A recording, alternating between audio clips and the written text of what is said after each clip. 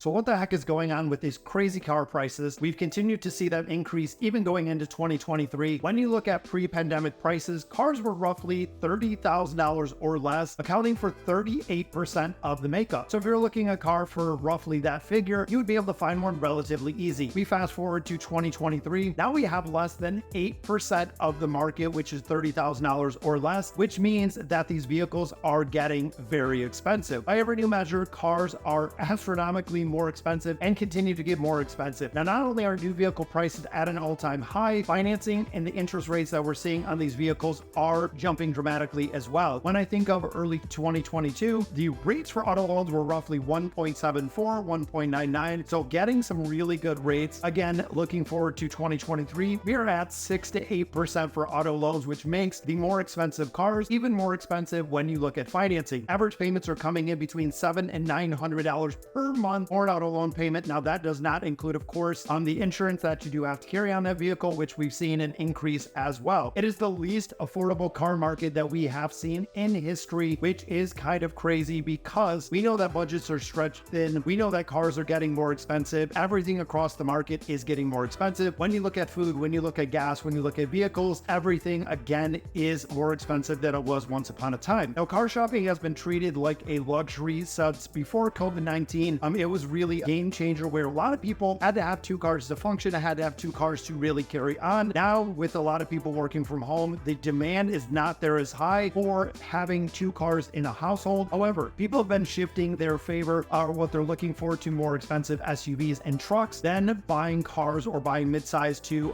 economy cars. And they have been looking for a lot more technology. When you look at touchscreens, when you look at lights, when you look at 360 cameras, heated and cool seats, it is a war of features. This is exactly what they say, guys, that there are so many things that people are wanting in a car, but the options do come with it at very, very high cost. In addition to this, if you've seen some of the Jeep Wagoneer, some of the larger SUVs, the Yukons, they have a $100,000 plus price tag when it comes to buying a car, which means they are buying or you're purchasing a vehicle that is more expensive than a lot of people's homes. Again, in this area, I live in Metro Detroit, homes are running about 80 to 150 depending on where you're looking. But again, if you're paying $100,000 for a car, it is a crazy amount to see. Not only that, is there has been a really high increased demand. Dealers have begun stocking all of the bells and whistles on all of these vehicles, just ordering vehicles in a higher end trim packages. That way they're really scaling back on the less expensive cars, which makes sense because the dealerships, of course, are going to make more money when they are going to more expensive vehicles. Now again, the average new price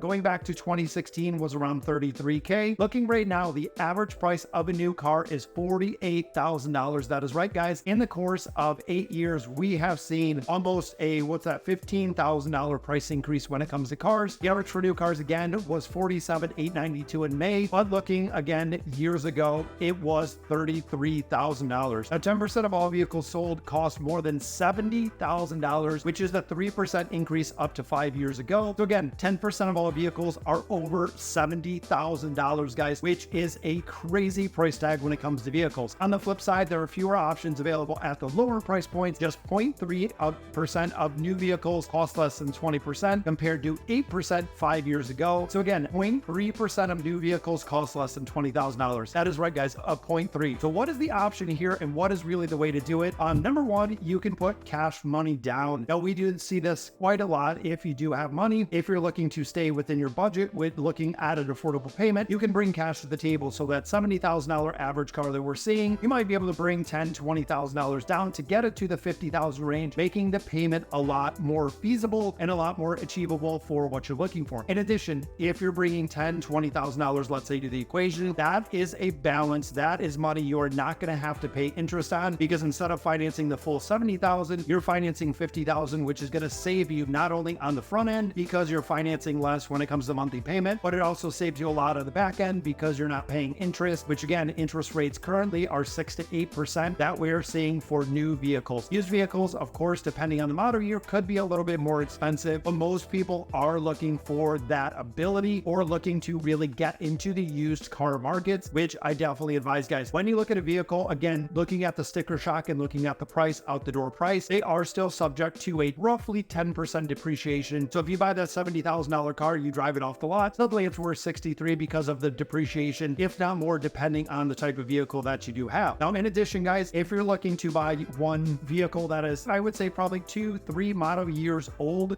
you're going to save roughly 40% of the value with minimal miles. Now, this, as a financial counselor, is what I've helped a lot of members do, is looking at the used market instead of a new market, just to make sure that the payments do work in their budget. Because again, if you're looking at that $70,000 car, you can get one that's 2 or 3 years old. Let's say it's got 20-30,000 miles on it, but you can pay roughly $40,000-$45,000 for that same $70,000 car that is a year or two old. Now, it might be used. I know some people are really sticklers when it comes to buying the used vehicles, but overall, guys, most of those used vehicles do have extended warranties, or they do have factory warranties that still cover those vehicles, making them a very, very good purchase. Not only that, is again, if you're looking to put money down, buying a used vehicle, which is dramatically less than purchasing that vehicle brand new, then you couple in the money down, again, that is money that you're not going to be paying interest on to get the vehicle that you're looking to get. Used cars have always been a great option. Me personally, you have to know exactly what you're doing, because you can buy, you can lease. Even leased vehicles, we see the payments are coming in roughly $400 to $600 on a leased vehicle, which again is kind of crazy. Thinking pre-pandemic, they had cars like a Ford Fusion that was $89 a month, $120 a month. Now those same payments, again, fast forwarding, are roughly $300 to $400 to lease the exact same vehicle through the same dealership that we had before. So guys, you really have to take a minute, weigh the pros and cons, see exactly what you're going to be using the vehicle for and how often you're going to be using the vehicle. If you're buying an expensive vehicle that you're going to be driving a lot, depreciation is going to hit you much faster because of the miles you're putting on a car. And you really have to take a hard look with all of the abilities for ride sharing, things of that nature.